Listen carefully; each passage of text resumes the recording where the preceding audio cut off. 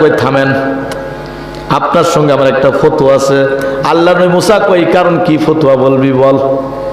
কারণ ডাক দিয়ে কয় যদি কেউ অবিবাহিত পুরুষ আর মেয়ে যদি জিনা করে শাস্তি কি? আল্লাহ নবী মুসা কয় অবিবাহিত পুরুষ আর মেয়ে করলে এরকম ভাবে বেত মারতে হবে, বেত্রাঘাত করতে হবে। এবার কারণ ডাক দিয়ে কয় বুঝলাম, যদি বিবাহিত পুরুষ আর বিবাহিত মহিলা করে তাহলে কি করা লাগবে? আল্লাহ নবী মুসা কয় তাহলে পাথর বেড়ে ওজন করতে হবে। এবার কারণ সুযোগ পায় কয় যদি এই কাজ আপনি করে থাকেন।